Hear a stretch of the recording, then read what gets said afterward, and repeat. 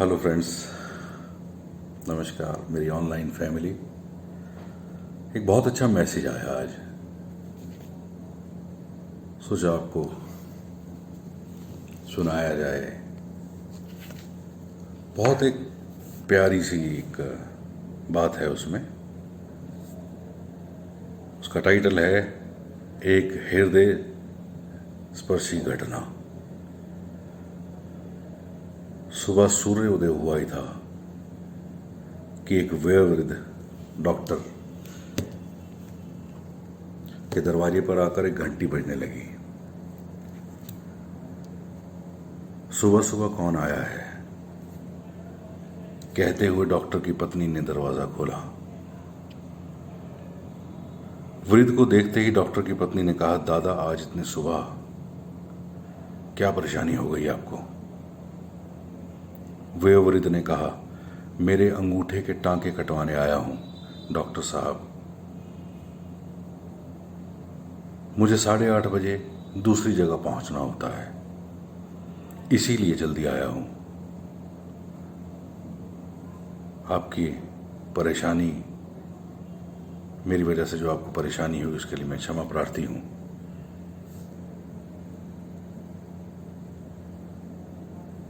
Doctor साहब के पड़ोस वाले मोहल्ले में ही एक वयोवृद्ध निवास करता था।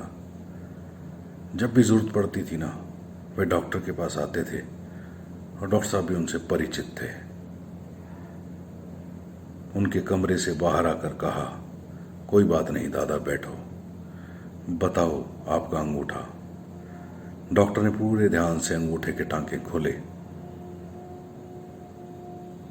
और कहा, दादा बहुत बढ़िया, आपका घाव तो भर गया है, फिर भी अभी पट्टी लगा देता हूं, कहीं चोट पर ना पहुंचे। डॉक्टर तो बहुत होते हैं, पर हमदर्दी रखने वाले आदमी और दयालु बहुत कम होते हैं इस दुनिया में। डॉक्टर ने पट्टी लगाकर पूछा,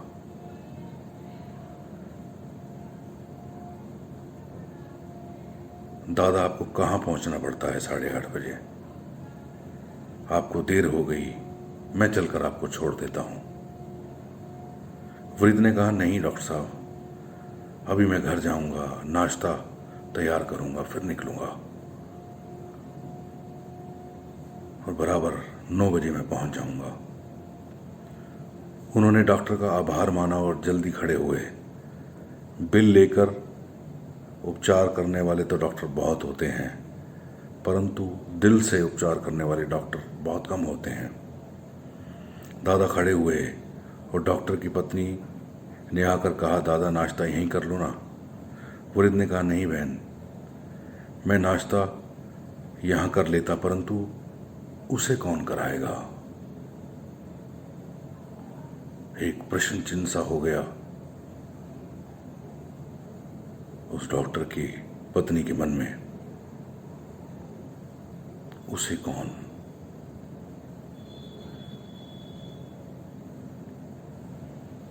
डॉक्टर ने पूछा, कौन है जिसे आपको नाश्ता कराना है? तो उस वृद्ध ने भरी आंखों से कहा, वो मेरी पत्नी है।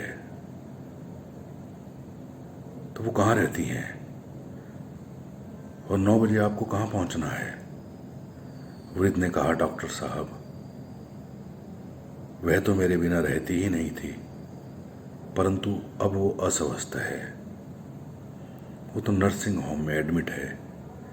डॉक्टर ने पूछा, क्यों, उनको क्या तकलीफ हुई? वृद्ध व्यक्ति ने कहा, मेरी पत्नी को अल्जाइमर हो गया है, उसकी याददाश्त कहीं चली गई है।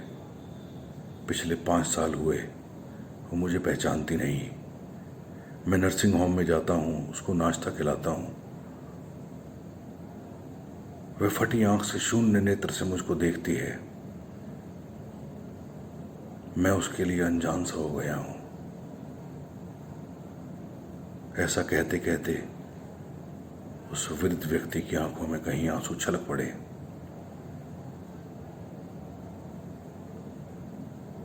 डॉक्टर और उसकी पत्नी भी आंखें जो है वो कहीं गीली हो गई, नम हो गई। याद रखें, प्रेम निस्वार्थ होता है, प्रेम सबके पास होता है, परंतु पक्षीय प्रेम यह दुर्लभ है, पर होता जरूर है। भगत संत कबीर जी ने भी लिखा, प्रेम ना बेड़ी उपजे, प्रेम ना हाट बिकाए। बाजार में नहीं मिलता है यह। डॉक्टर और उसकी पत्नी ने कहा, दादा 5 साल से आप रोज नर्सिंग होम उनको नाश्ता कराने जाते हो, आप इतने वृद्ध हैं, आप थकते नहीं, ऊबते नहीं? उन्होंने कहा, नहीं, मैं रोज 3 बार जाता हूं। डॉक्टर साहब, उसने जिंदगी में मेरी बहुत सेवा की और मैं उसी के सहारे जिंदगी जी रहा हूं। मेरी जिंदगी का वही मकसद है। उसे देखता हूं तो मेरा मन भर आता है। मैं उसके पास बैठता हूं, हाथों में उसका हाथ लेता हूं तो एक नई जीवन का संचार मुझ में हो जाता है। एक शक्ति सी भर जाती है शरीर में। अगर वह ना होती तो मैं भी एक कब का बिस्तर पकड़ लेता, शायद इस दुनिया में भी ना होता। उसी ने मुझे संभाल रखा है, उसी ने मुझे संभाल रखा है, उसी के कारण मैं जिंदा हूं, उसी के कारण इस शरीर में फुर्ती है। सुबह उठता हूं, तैयार होकर काम पर लग जाता हूं। यह भाव रहता है कि उससे मिलने जाना है, उसको नाश्ता कराना है, उसको खाना खिलाना है। उसके साथ ना नाश्ता करने का आनंद ही अलग है। मैं अपने हाथ से उसको नाश्ता खिलाता हूं। डॉक्टर साहब ने कहा, दादा एक बात पूछूं? हाँ पूछो ना डॉक्टर साहब। डॉक्टर ने कहा, दादा वह तो आपको पहचानती ही नहीं है, ना आपके सामने बोलती हैं, ना हंसती हैं, पर तुम मिलने जाते हो उस समय जब उस वृद्ध ने जो शब्द कहे ना, वह शब्द जो है दुनिया के सबसे हृदय मार्मिक शब्द हैं। वृद्ध बोले, डॉक्टर साहब वह नहीं जानती कि मैं कौन हूं, मैं तो जानता हूं वो कौन है। डॉक्टर साहब वह नहीं जानती कि मैं कौन हूं, मैं तो जानता हूं ना कि वो कौन है।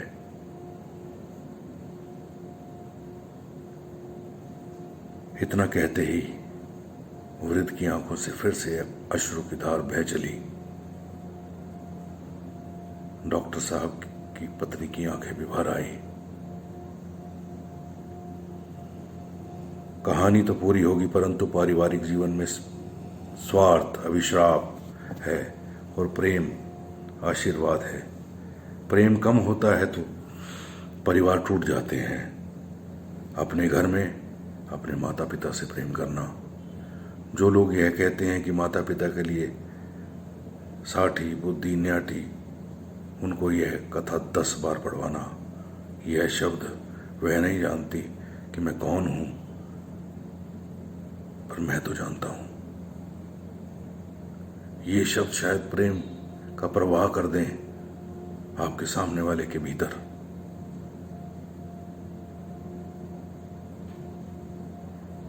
अपने वो नहीं जो तस्वीर में साथ दिखें, अपने तो वो हैं जो तकलीफ में साथ दिखें। बहुत हृदय मार्मिक जो है ये कहानी है। प्रेम जो है ना निस्वार्थ हुआ करता है। प्रेम देना जानता है, बदले में कोई उम्मीद नहीं रखता। प्रेम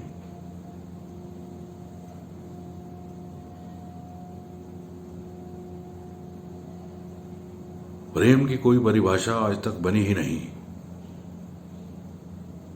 प्रेम सिर्फ और सिर्फ और सिर्फ देना जानता है, सिर्फ देना जानता है। Thank you.